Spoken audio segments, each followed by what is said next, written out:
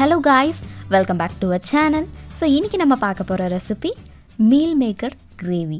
So ரொம்ப சூப்பரான ஸ்டைலில் வாங்க எப்படி பண்ணுறதுன்னு பார்க்கலாம். ஃபஸ்ட்டு ஒரு பாத்திரத்தில் நல்லா சூடான தண்ணி எடுத்து வச்சுருக்கேன். இதில் 1 கப் மீல் மேக்கர் சேர்த்துக்கோங்க. சேர்த்துட்டு ஒரு 30 மினிட்ஸ் அப்படியே ஊற வச்சுருங்க. இப்போ பாருங்கள் நல்லா பெருசாகிருச்சு. இப்போ அந்த தண்ணியை கீழே ஊற்றிட்டு வந்துடலாம். இப்போ இதில் ஒரு நார்மலான வாட்டரை சேர்த்துட்டு இதை நல்லா கலந்துட்டு தண்ணி எதுவும் இல்லாமல் நல்லா ட்ரையாக இதை நல்லா பிழிஞ்சு எடுத்துக்கோங்க. பாருங்கள் இந்த மாதிரி இதே மாதிரி எல்லாத்தையும் நல்லா சுத்தமாக தண்ணி எதுவும் இல்லாமல் பிழிஞ்சு எடுத்துக்கோங்க. இப்போ இது இருக்கட்டும். இப்போ ஒரு கடாயில் 1 டேபிள் ஸ்பூன் எண்ணெய் சேர்த்துக்கோங்க. ஒரு துண்டு பட்டை, ஒரு மராட்டி மொக்கு, 3 கிராம்பு, 3 ஏலக்காய், ஒரு பிரியாணி இலை, 1 டீஸ்பூன் சோம்பு, 1 டீஸ்பூன் சீரகம், 1 டீஸ்பூன் தனியா, இதை எல்லாத்தையுமே சேர்த்துட்டு இதை நல்லா பொன்னிறமாக ஆகிற வரைக்கும் நல்லா வதக்கி விட்டுக்கோங்க.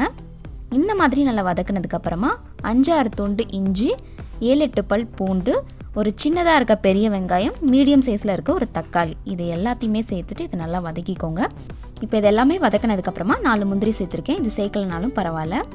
இப்போ இதை நல்லா வறுத்ததுக்கப்புறமா ஸ்டவ் ஆஃப் பண்ணிட்டு நல்லா சூடாறினதுக்கப்புறமா மிக்ஸி ஜாரில் சேர்த்துக்கோங்க. இப்போ இதை நம்ம தண்ணி சேர்க்காமல் அரைச்சிட்டு வந்துடலாம். பாருங்கள் இந்த மாதிரி நல்ல ஃபைன் பேஸ்ட்டாக அரைச்சிக்கோங்க. தண்ணி எதுவுமே சேர்த்துற வேண்டாம். இப்போ இது இருக்கட்டும். இப்போ அதே கடாயில் 4 டேபிள் ஸ்பூன் எண்ணெய் சேர்த்துக்கோங்க.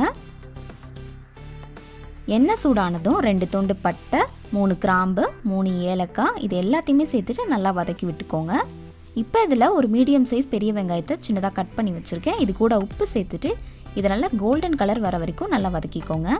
வெங்காயம் இந்த மாதிரி வதங்கினதுக்கப்புறமா 1 டேபிள் ஸ்பூன் இஞ்சி பூண்டு பேஸ்ட்டு சேர்த்துட்டு இதையும் நல்லா பச்சை வாசனை போகிற வரைக்கும் வதக்கி விட்டுக்கோங்க.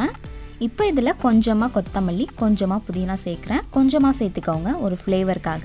இப்போ இதை நல்லா வதக்கினதுக்கப்புறமா ஒரு மீடியம் சைஸ் தக்காளியை சின்னதாக கட் பண்ணி வச்சுருக்கேன். இதையும் சேர்த்துக்கலாம். சேர்த்துட்டு இதையும் ஒரு 30 செகண்ட் நல்லா ஹை ஃப்ளேமில் வச்சு வதக்கி விட்டுக்கோங்க.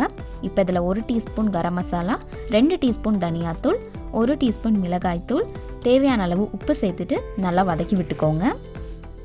இப்போ இந்த மாதிரி நல்லா வதக்குனதுக்கப்புறமா நம்ம அரைச்சி வச்சுருக்க அந்த பேஸ்ட்டையும் இதில் சேர்த்துக்கலாம். சேர்த்துட்டு இந்த பேஸ்ட்டோட பச்சை வாசனை போகிற வரைக்கும் நம்ம ஒரு 5 மினிட்ஸ் நல்லா ஹை ஃப்ளேம்லேயே வச்சு நல்லா வதக்கி விடுங்க. இப்போ இந்த மாதிரி வதக்குனதுக்கப்புறமா இதில் நம்ம மீல் மேக்கரை சேர்த்துக்கலாம். சேர்த்துட்டு இதை நல்லா கலந்துட்டு இதை க்ளோஸ் பண்ணி ஒரு 5 மினிட்ஸ் அப்படியே வேக வச்சுக்கோங்க. அப்போ தான் அந்த மசாலாலாம் அந்த மீல் மேக்கருக்குள்ளே நல்லா இறங்கும். இப்போ 5 மினிட்ஸ் ஆனதுக்கப்புறமா இதை நல்லா கலந்து விட்டுருங்க. இப்போ இந்த மிக்ஸி ஜார் அலசி 1 கப் தண்ணி சேர்த்துருக்கேன். அப்புறமா நார்மல் வாட்டர் 1 கப், இன்னும் ஒரு 1/2 கப் சேர்த்துருக்கேன். நான் மொத்தமாக 2.5 கப் தண்ணி சேர்த்துருக்கேன். இப்போ இந்த டிஷ்க்கு தேவையான அளவு உப்பு சேர்த்துட்டு இதை நல்லா கலந்து விட்டுருங்க. இப்போ இதை க்ளோஸ் பண்ணி நல்லா 10 மினிட்ஸ் ஹை ஃப்ளேம்லேயே வச்சுக்கோங்க. இப்போ பாருங்கள் 10 மினிட்ஸ் ஆகிடுச்சு. இப்போ இதை நல்லா கலந்துக்கலாம். இது சூடானதுக்கப்புறமா இன்னும் கொஞ்சம் திக்காகும். இப்போ இதில் ஃபைனலாக கொத்தமல்லி சேர்த்துடலாம். சேர்த்துட்டு இதை நல்லா கலந்து விட்டுருங்க. அவ்வளோதான்.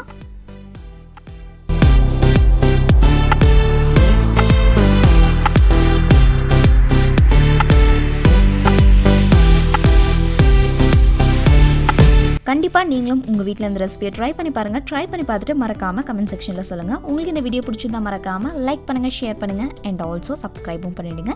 நெக்ஸ்ட் வீடியோவில் பார்க்கலாம். பாய்.